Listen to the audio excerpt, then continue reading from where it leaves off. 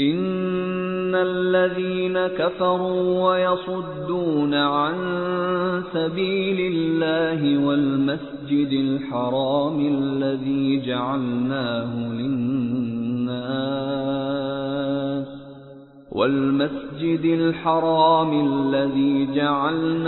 للناس سواء العاكف فيه والباد ومن يرد فيه بإلحاد بظلم نذقه من عذاب أليم. Indeed, those who disbelieve and who now hinder people from the way of Allah and hinder them from the holy mosque which we have set up as a place of worship, for all people, equally for those who dwell therein and for those who come from outside, they surely deserve punishment. Whosoever deviates therein from the right way and acts with iniquity, we shall cause him to taste a painful chastisement. 41. Those who disbelieved were the people who rejected the message of the Prophet, peace be upon him. The subsequent theme clearly shows that they were the disbelievers of Mecca. 42. That is, they debarred the Prophet, peace be upon him, and his followers from performing Hajj and Umrah. 43. That is, this is not exclusively the property of any person or family or clan but is meant for all mankind alike. Therefore none has any right to debar others from it, in this.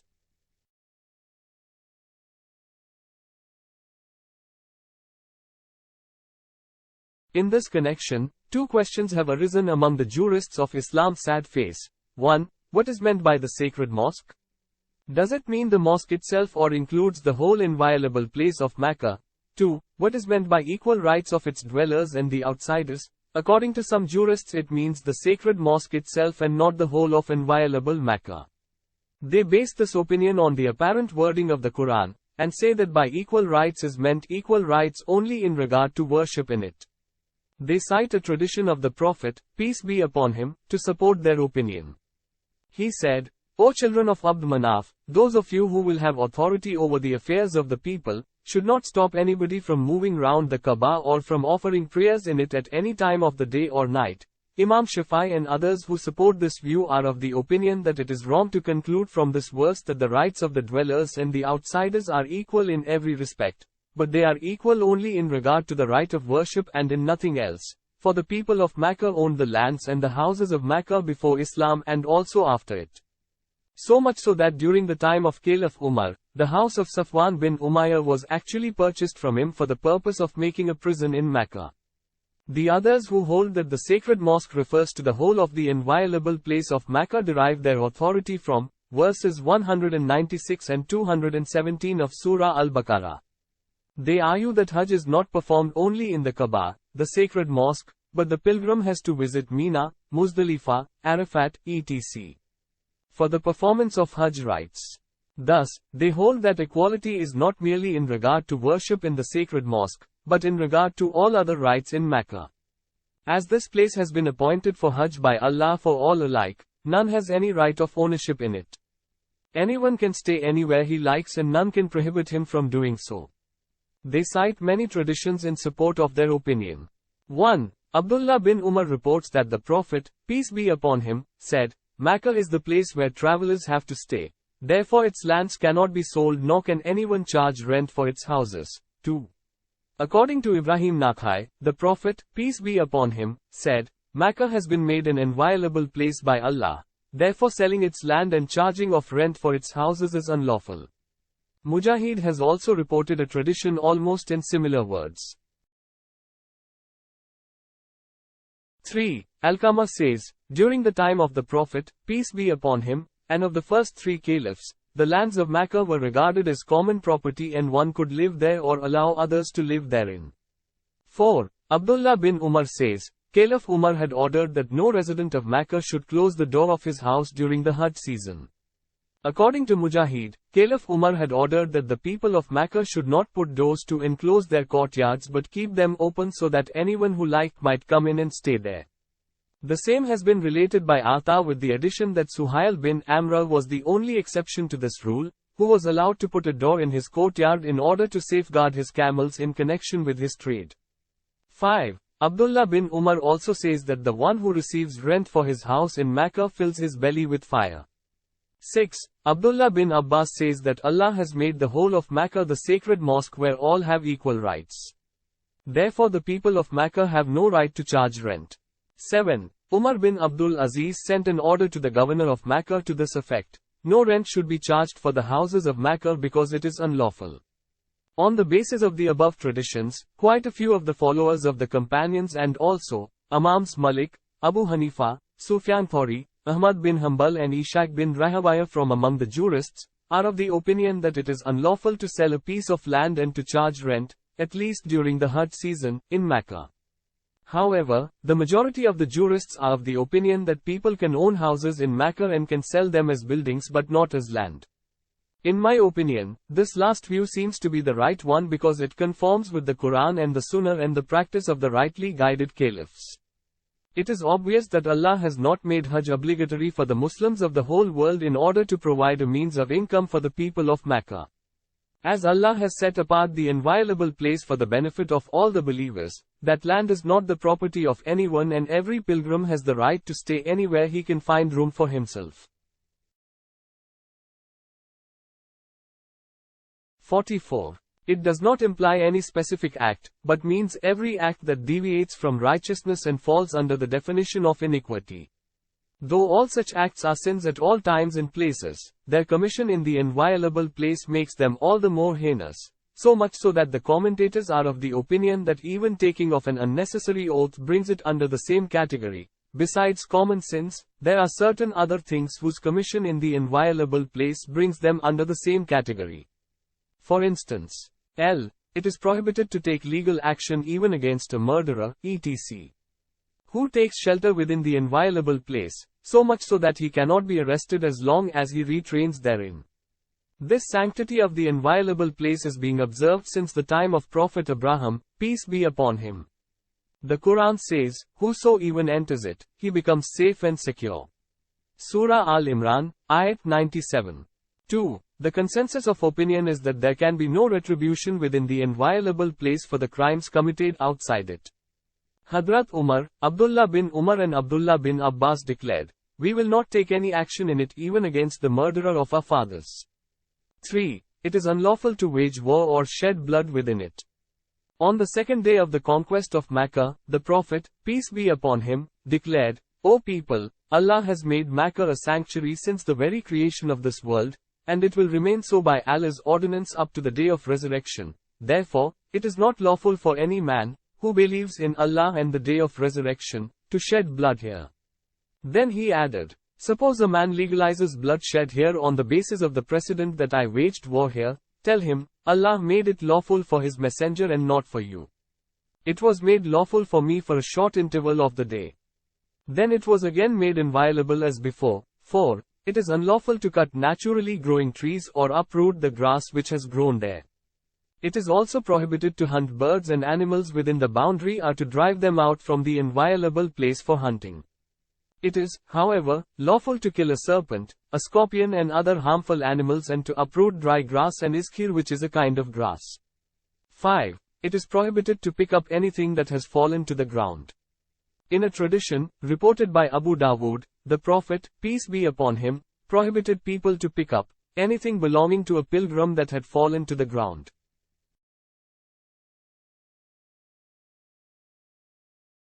6. It is unlawful for a pilgrim who comes with the intention of performing Hajj or Umrah to enter therein without ihram.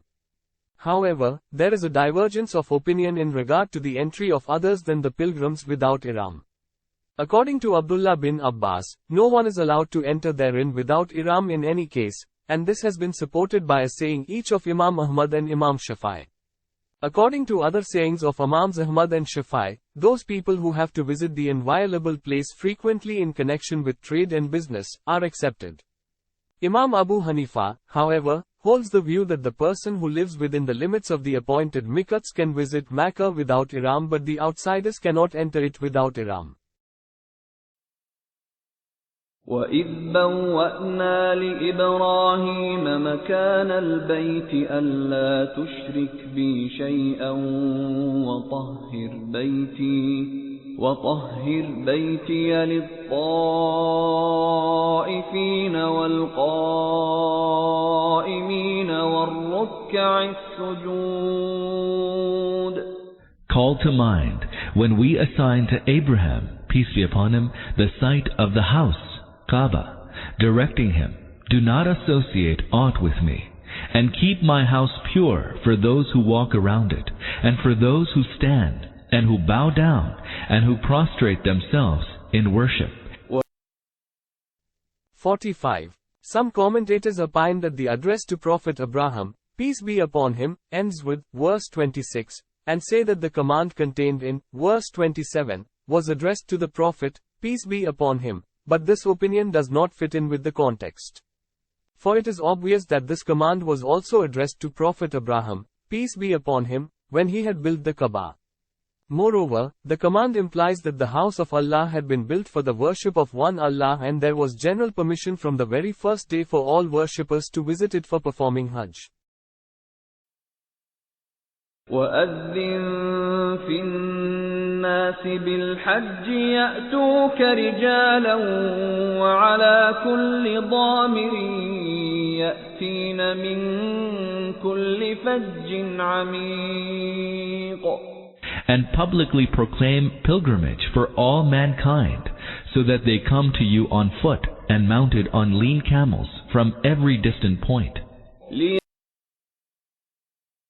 46. The expression lean camels has been deliberately used to depict the picture of the camels of pilgrims coming from far-off places to perform Hajj. 47. In my opinion, the address to Prophet Abraham, peace be upon him, comes to an end with verse 27, and verses 28 to 29 have been added to emphasize and give further instructions for the performance of Hajj. We have based this opinion on the use of the epithet ancient house of the Kaaba. It could not have been used at the time when Prophet Abraham, peace be upon him, built it. For further details about the construction of the Kaaba, see Surah Al-Baqarah, ayats 125 to 129, Surah Al-Imran, ayats 96 to 97, and Surah Ibrahim, ayats 35 to 41. لِيَشْهَدُوا مَنَافِعَ لَهُمْ وَيَذْكُرُوا اسْمَ اللَّهِ فِي أَيَّامٍ مَّعْلُومَاتٍ عَلَى مَا رَزَقَهُم مِّن بَهِيمَةِ الْأَنْعَامِ فَكُلُوا مِنْهَا وَأَطْعِمُوا الْبَائِسَ الْفَقِيرَ. To witness the benefits in store for them, and pronounce the name of Allah during the appointed days over the cattle that He has provided them. So eat of it, and feed the distressed and the needy. 48. The benefits include both religious and worldly benefits. It was due mainly to the Kaaba that during the period of 2500 years between the times of Prophet Abraham and the Prophet, peace be upon them, the Arabs, in spite of their tribal life, remained attached to one central place and continued to visit it from all parts of Arabia for performing Hajj year after year. This in turn preserved their language, their culture and their Arab identity. Then, during the course of the year they were afforded at least 4 months of perfect peace when anybody and everybody could safely travel alone or in trade caravans. Thus the ritual of Hajj was directly beneficial to economic life of the country as well. For details see Surah Al-Imran, ayat 97 and ends 80, 81, thereof, and Surah Al-Madah, ayat 97 and en 113, thereof. 49. The cattle here imply the camel, cow, sheep and goat as has been clearly mentioned in Surah Al-An'am, ayats 142 to 144. They should mention the name of Allah over the cattle, implies that they should slaughter the cattle for Allah's sake and in His name, as is clear from the subsequent sentences. Allah's name should be recited at the time the cattle are slaughtered to show that the Muslims are to slaughter and sacrifice animals in Allah's name alone so as to distinguish them from the disbelievers who slaughtered animals without mentioning Allah's name or by mentioning other names than that of Allah. As regards to the appointed days, there is a difference of opinion as to their exact identity. Some of the opinions as to what the appointed days mean are 1. The first 10 days of Zil-Hajj. This view is supported by Ibn Abbas, Hasan Basri, Ibrahim Nakhai, Qatada and several other companions and their followers. Imams Abu Hanifa, Shafi'i and Ahmad bin Hanbal have also favored this view. 2. The 10th of Zil-Hajj and the 3 days following it. This view is supported by Ibn Abbas, Ibn Umar, Ibrahim Nakhai, Hasan and Ata. Imams Shafi'i and Ahmad are also reported to have favored this in a saying each. 3. The 10th day of Zil-Hajj and the 2 following days. This view has been supported by Umar, Ali, Ibn Umar, Ibn Abbas, Anas bin Malik, Abu Huraira, Said bin Musayyab and Said bin Jubair. Sufyan Thawri, Imam Malik, Imam Abu Yusuf and Imam Muhammad from among the jurists have also adopted it, and the Hanafites and the Malikites are also generally agreed on this. 50. The imperative mood of the verb has given rise to the misunderstanding that it is obligatory to eat their flesh and also to give of it to the needy people. Imams Shafi'i and Malik opine that it is good to eat of it and it is obligatory to give of it to others. According to Imam Abu Hanifa, both these things are permitted but are not obligatory. It is good to eat of it, for the people in the days of ignorance considered it unlawful to eat sacrificial meat of their own animals, and it is good to give of it to the poor by way of help. Ibn Jarir has cited instances from Hasan Basri, Ata, Mujahid and Ibrahim Nakhai to prove that the imperative mood does not always imply a command, as for example in Surah Al-Ma'idah, Ayat 2, thus, give of it to the indigent, does not mean that the flesh cannot be given to a rich person, for the companions of the Prophet, peace be upon him, used to give of it to their friends, neighbors, relatives whether they were rich or poor. According to Ibn Umar, 1/3 of the flesh may be consumed at home, 1/3 may be given to the neighbors and the remaining 1/3 distributed among the needy. ثم ليقضوا تفثهم وليوفوا نذورهم وليطوفوا بالبيت العتيق. Thereafter, let them tidy up and fulfill their vows, and circumambulate the ancient house. 51. It means that after performing the essential Hajj rites, one should put off ihram, have a shave, bath, etc. For one is free from the restrictions of ihram after Hajj. However, one is not allowed to have sexual relations with his wife till one has performed the tawaf of ziyarah or ifadah.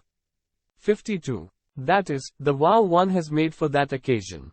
53. The Arabic word atiq, which has been used for the Kaaba, is very meaningful, for it implies 1. Ancient. 2. Free from the sovereignty and ownership of anyone. 3. Honored and revered. I am of the opinion that here the word tawaf refers to the circumambulation performed on the 10th day of Zil-Hajj after setting aside ihram, as the last ritual of Hajj, and is called tawaf of ifadah or ziyarah, visit. ذلك ومن يعظم حرمات الله فهو خير له عند ربه وأحلت لكم الأنعام إلا ما يتلى عليكم فاجتنبوا الرجس من الأوثان واجتنبوا قول الزور. Such was the purpose of building the Kaaba. Whosoever then venerates Allah's sanctities will find it to be good for him in the sight of his Lord. Cattle have been made lawful for you, except those mentioned to you as unlawful. So shun the abomination of idols, and shun all words of falsehood. 54. Though the command is of a general nature, here it refers particularly to the prohibitions which are connected with the sacred mosque, Hajj, Umrah and Makkah. Incidentally, there is a subtle hint in it to the Quraysh, who had driven out the Muslims from Makkah and debarred them from Hajj and violated the sanctity of the ancient house by associating indecent, filthy, and ungodly rites with Hajj and the house in contradiction to the ways of Abraham. 55. and the cattle have been made lawful for you, has been cited here for two objects. 1. It is to refute the custom of the Quraysh under which certain cattle, Bahira, Saiba, Wasila and Ham, were considered unlawful. They are being told that these are also lawful like other cattle. 2. It is not unlawful as was held by the Quraysh to eat the flesh of the cattle even in the state of Ihram. 56. This refers to Surah Al-An'am, Ayat 145, and Surah An-Nahl, Ayat 115, in which Allah has forbidden the Muslims to eat what dies of itself, blood, flesh of swine or what has been slaughtered in any name other than Allah's. 57. That is, refrain from and guard against the worship of idols just as you avoid filthy and dirty things. 58. Though the expression, false speech, is general and implies lies, false evidence, calumny, etc., here it particularly refers to those false creeds, rites, and rituals and superstitious things on which kufr and shirk have been founded. It is obvious that there is no greater lie than associating others with Allah in His being, attributes, powers and rights. It was a falsehood to make Bahira, etc. unlawful. See also, Surah An-Nahl, Ayat 116, to take a false oath and give a false evidence also come under this commandment. A tradition from the Prophet, peace be upon him, say, a false evidence is equal to shirk with Allah. That is why according to the Islamic law, a false witness should be punished and disgraced. Imams Abu Yusuf and Muhammad have expressed the opinion that a person who brings a false witness in the court should be publicly exposed and sentenced to a long imprisonment. This was the actual practice in the time of Umar. According to Makhul, he said, such a person should be whipped, his head shaved and face blackened and he should be sentenced to a long imprisonment. Abdullah bin Amir has reported from his father that a person's false evidence was established in Umar's court, whereupon the caliph kept him exposed to public for a day, saying that he was so and so in a false witness so that people might recognize him, and then he imprisoned him. These days this can be done by publishing the culprit's name in the newspapers, etc.